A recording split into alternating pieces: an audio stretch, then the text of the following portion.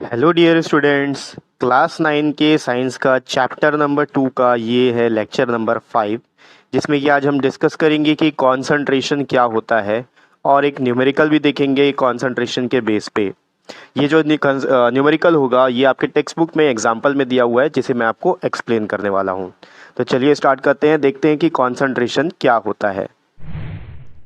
तो देखिए कंसंट्रेशन क्या होता है। केमिस्ट्री में हम कंसंट्रेशन क्वांटिटी को बोलते हैं। अब यहाँ पर हम कंसंट्रेशन को डिफाइन कैसे करेंगे, देखिए मैं पहले सिंपल वर्ड्स में आपको बता देता हूँ। आपने एक नमक पानी बना कर रखा है, एक गिलास पानी है, उसमें थोड़ा सा नमक डाल के रखा है, ठीक। तो आपको पता है एक सॉल्यूशन आपका तैयार हो गया, जिसमें दो चीज़ होते हैं, एक होता है सॉल्वेंट और एक होता है सॉल्यूट। सॉल्वेंट किसको बोलते हैं, जिसमें डिसॉल्व किया जा रहा है, जो कि ज़्यादा क्वांटिटी में होता है।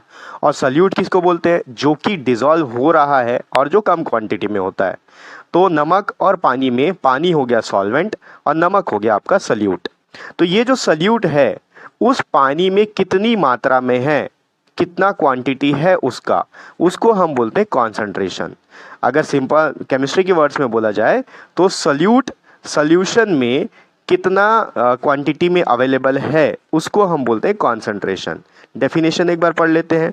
Concentration of a solution is defined as the amount of solute that is present in the given amount of solution। ठीक है, अब आगे बढ़ते हैं। इसका कॉन्सेंट्रेशन को फाइंड आउट करने का कुछ तरीका होता है, कुछ मेथड्स होते हैं, कुछ फॉर्मूला होते हैं। क्या क्या फॉर्मूला होता है, चलिए देखते हैं।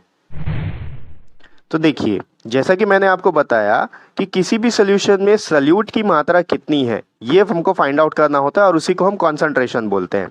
तो इसको आप तीन मेथड से फाइंड आउट कर सकते हो। पहला, अगर आपको कोई न्यूमेरिकल है, आपके पास कोई क्वेश्चन है जिसमें कि आपको पता है कि सल्यूट कितने मात्रा में है, यानी कि सल्यूट का वेट कितना है, और सॉल्वेंट का भी वेट पता है आपको। वेट या मास केमिस्ट्री में एक ही चीज़ होता है, तो आपको दोनों का मास पता है कि कितना कितना है। तो आप ये वाला फॉर्मूला यूज़ करेंगे, mass by mass percentage of a solution, यानी कि उस सॉल्यूशन में कितने मास के सॉल्यूशन में कितना मास ऑफ सॉल्यूट प्रेजेंट है। तो उसका फॉर्मूला होता है मास of solute divided by mass of solution into 100। देखो, इसको याद करने का बहुत ही आसान तरीका है। अगर आपको मास परसेंटेज कैलकुलेट करना है, ठीक, मास परसेंटेज ऑफ सॉल्यूशन, तो ऊपर भी सॉल्यूट रहेगा, नीचे भी सॉल्यूशन रहेगा। ऊपर में मास रहेगा और नीचे में भी मास रहेगा। मास of solute by mass of solution into 100। ये जो 100 है, ये 100 हम हमेशा परसेंट कैलकुलेट करने के लिए यूज करते हैं। आप मैथ्स में भी इसके बारे में पढ़ेंगे आगे। सेकेंड फॉर्मूला देखिए, सेकेंड बोला है mass by volume percentage of a solution. अगर आपको सॉल्यूट का मास पता है और सॉल्यूशन का वॉल्यूम पता है तो ये वाला फॉर्मूला यूज होता है। फॉर्मूला क्या है, मास of solute by mass of solution, sorry volume of solution into 100, यानी कि सॉल्यूट का मास कितना है और सॉल्यूशन का वॉल्यूम कितना है।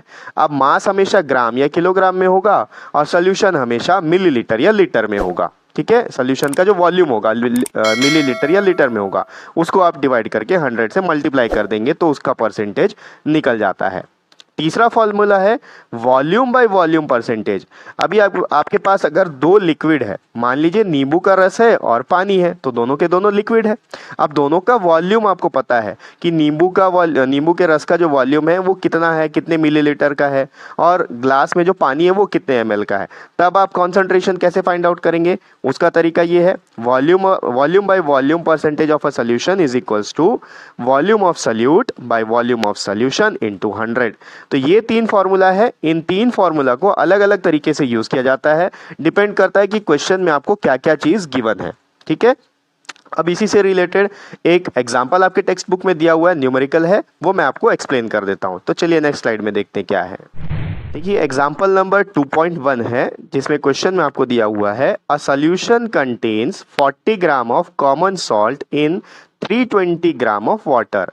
एक सॉल्यूशन है जिसमें सॉल्ट है, कॉमन सॉल्ट यानी कि खाने वाला नमक, कॉमन सॉल्ट है कितने ग्राम, 40 ग्राम है, और उसमें पानी कितना है, 320 gram. Calculate the concentration in terms of mass by mass percentage of solution. अभी मैंने आपको बताया कि mass by mass percentage of solution क्या होता है, पिछले साइड में हम देख चुके हैं। तो आपको फाइंड आउट करना है कॉन्सेंट्रेशन उसका, किस टर्म से फाइंड आउट करना है, मास बाय मास परसेंटेज, यानी कि आपके पास यहाँ पर सल्यूट का भी मास होना चाहिए, सॉल्वेंट का भी, सॉल्यूशन का भी मास होना चाहिए। उनको आप डिवाइड करोगे, 100 से इंटू करोगे, आपका आंसर आ जाएगा। ठीक है, देखो सोल्यूशन में क्या दिया हुआ है। तो देखिए सोल्यूशन में सबसे पहले हम वो लिखेंगे जो क्वेश्चन में गिवन है। क्वेश्चन में आपको दिया है मास ऑफ सॉल्यूट, यानी कि सॉल्ट। जो कम मात्रा में होता है वो सॉल्यूट होता है, जो ज़्यादा मात्रा में होता है सॉल्वेंट होता है। तो यहाँ पर आप सॉल्ट देखोगे तो 40 ग्राम है और वाटर जो है 320 ग्राम है। तो सॉल्ट कम है तो वो सॉल्यूट हो गया, वाटर ज़्यादा है तो सॉल्वेंट हो गया। तो पहले आप गिवन लिख लेंगे कि मास ऑफ सॉल्यूट, ब्रैकेट में लिख सकते हो सॉल्ट, इज इक्वल्स टू 40 ग्राम, और सॉल्वेंट क्या है, वाटर है। तो मास ऑफ सॉल्वेंट आपको क्वेश्चन में दिया हुआ है 320 ग्राम। अब आप देखिए सोल्यूशन कब तैयार होता है, जब हम सल्यूट और सॉल्वेंट को मिक्स करते हैं तब सोल्यूशन तैयार होता है। अगर नमक और पानी है तो नमक और पानी को दोनों जब आप घोल दोगे, मिक्स करोगे, तभी तो सोल्यूशन बनेगा। तो नेक्स्ट देखिए यहाँ पर लिखा हुआ है we know mass of solution is equals to mass of solute plus mass of solvent, यानी कि जितना नमक है और जितना पानी है उन दोनों को आप ऐड कर दोगे तो सोल्यूशन पता चल जाएगा, आपको सोल्यूशन का मास पता चल जाएगा। तो यहाँ पर ऐड किया हुआ है, देखिए मास ऑफ सॉल्यूट दिया हुआ है आपको 40 gram plus mass of solvent दिया हुआ है 320 ग्राम, दोनों को ऐड कर लिए तो अपना आ गया 360 ग्राम। ये हो गया आपका सोल्यूशन का मास। अब हम इसमें फॉर्मूला यूज करेंगे। फॉर्मूला कौन सा यूज करेंगे, क्वेश्चन में आपको बता दिया है, mass by mass percentage of solution का। तो मास परसेंटेज ऑफ सोल्यूशन का फॉर्मूला होता है mass of solute by mass of solution into 100।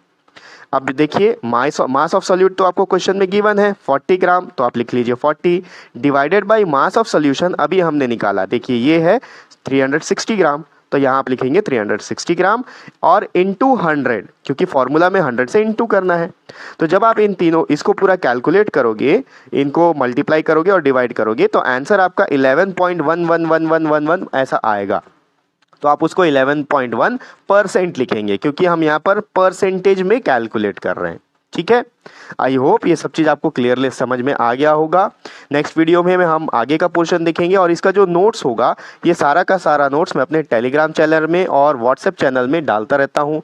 अगर आपने अभी तक हमारे टेलीग्राम चैनल को, व्हाट्सएप चैनल को सब्सक्राइब नहीं किया है तो डिस्क्रिप्शन बॉक्स में आपको दोनों का लिंक मिल जाएगा, आप उसको सब्सक्राइब कर लीजिए, आपको सारे नोट्स वहाँ पर मिल जाएंगे। मिलते हैं फिर नेक्स्ट वीडियो में, और जो नेक्स्ट वीडियो का लिंक होगा वो आपको इसी वीडियो के डिस्क्रिप्शन बॉक्स में मिल जाएगा।